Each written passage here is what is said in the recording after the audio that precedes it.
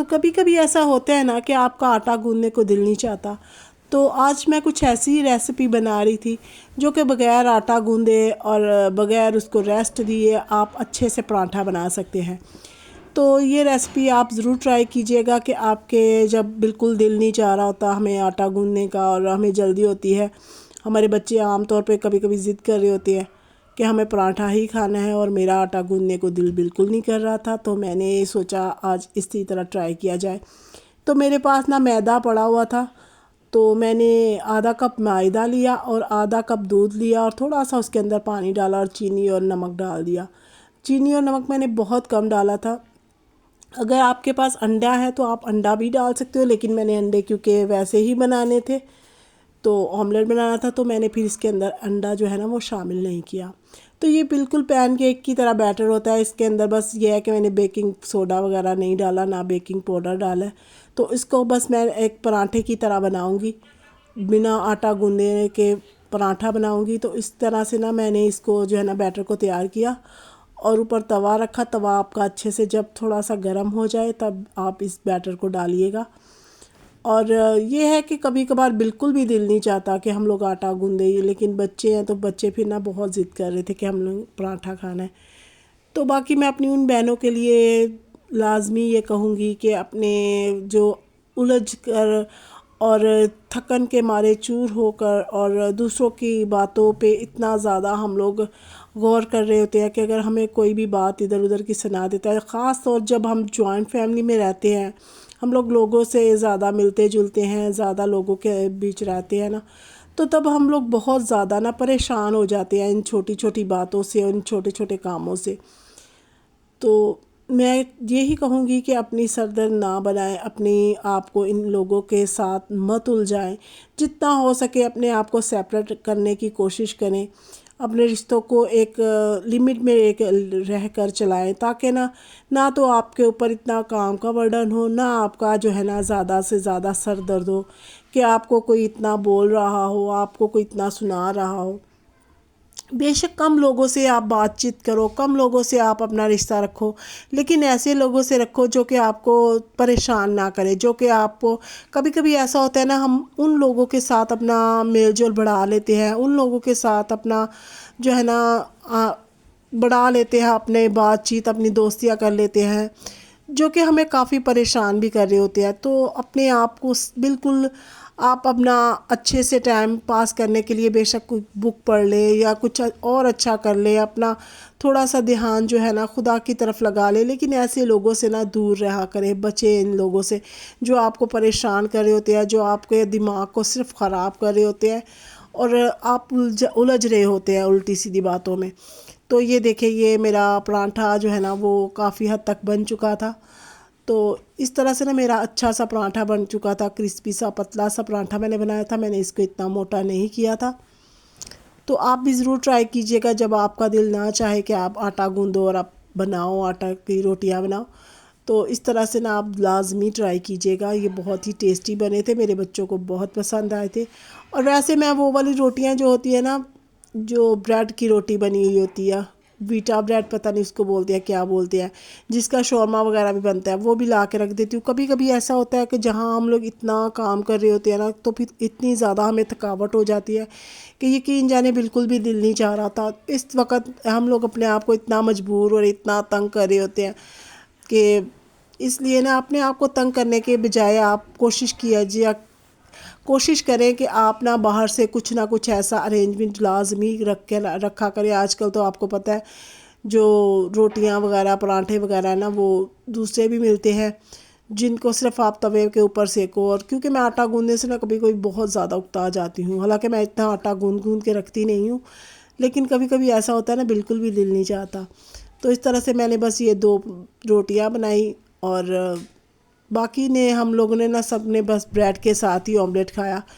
तो मेरा दिल बिल्कुल भी नहीं चाह रहा था, तो इसलिए ना मैंने बस ये 2 रोटियां बना के दी अपने हस्बैंड को और बच्चों को 2 बना के दी। बस इसी तरह से ना हमने बस सुबह नाश्ता किया, क्योंकि एक दिन अगर आप काम करते हो तो दूसरे दिन हिम्मत भी नहीं हो रही होती उठने की। कभी कभार ऐसा होता है, आपके साथ भी होता होगा, मेरे साथ तो अक्सर ऐसा होता है कि मैं एक दिन बहुत ज़्यादा काम करती हूँ तो दूसरे दिन मुझसे उठा नहीं जाता, मुझसे बहुत ना सुस्ती महसूस हो रही होती है।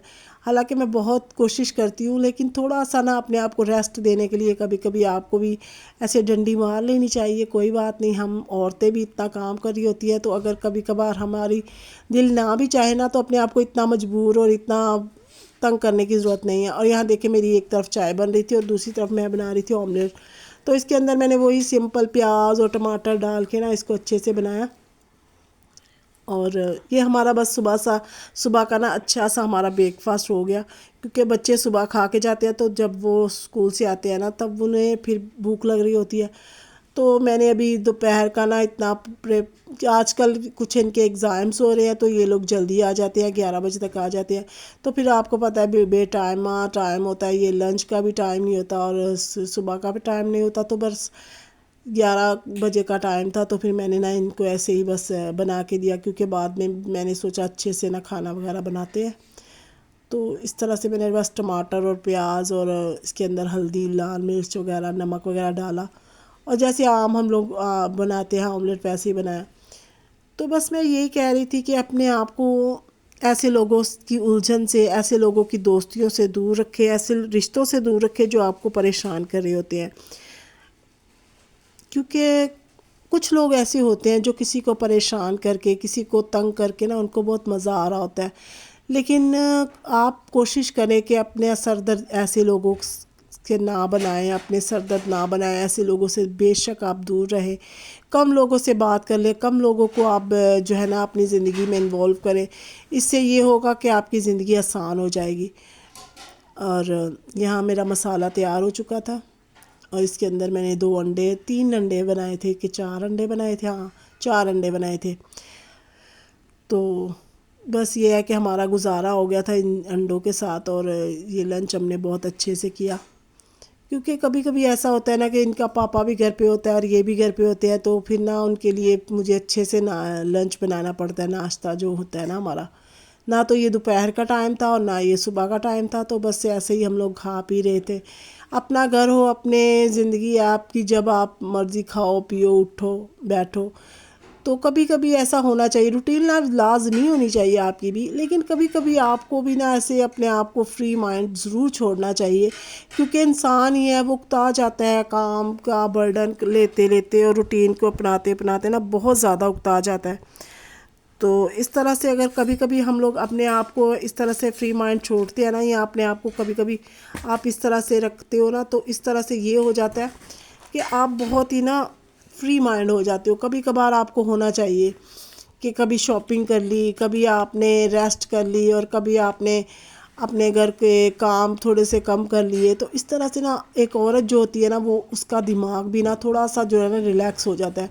वरना हम औरतें इतनी ज़्यादा काम कर कर के, रोज़ की वही रूटीन को फॉलोअप कर कर के ना, यकीन जाने बहुत ज़्यादा उकता रही होती हैं। तो मैं तो कभी कभी करती हूँ, ज़्यादा नहीं करती। तो कभी कभी ऐसे डंडी मार लेती हूँ, और बच्चों के साथ बस इस तरह इंजॉय करती हूँ, अपने आप को थोड़ा सा टाइम देती हूँ। लेकिन ये मैं उस दिन करती हूँ जिस दिन मैं इतना ज़्यादा काम कर लेती हूँ कि दूसरे दिन मेरा गुजारा हो सके ना। तो मैं दूसरे दिन ऐसा ज़रूर करती हूँ, फिर मैं बस खाना ही बनाती हूँ, फिर इतने काम नहीं करती। क्योंकि मैंने जो है ना एक दिन पहले इतना काम कर लेती हूँ, कपड़े ज़्यादा से ज़्यादा धो लेती हूँ, बर्तन जो है वो तो लाजमी धोने पड़ते हैं, तो बर्तन धो लेती हूँ और ये खाना बना देती हूँ। और सफाइयाँ वगैरह जो कर ली होती है मैंने, या फिर रात को ही करके जो है ना, वो मैं ऐसा करती हूँ कि रात को कर लेती हूँ, और फिर जो है ना दोपहर का बस मैं ऐसे चला लेती हूँ। यहाँ मैं आलू मटर बना रही थी, क्योंकि ये शाम का टाइम था दोपहर का, तो मैंने ना फिर 3-4 बजे गए थे, तो मैं आलू मटर बना रही थी। खुदा हाफिज़।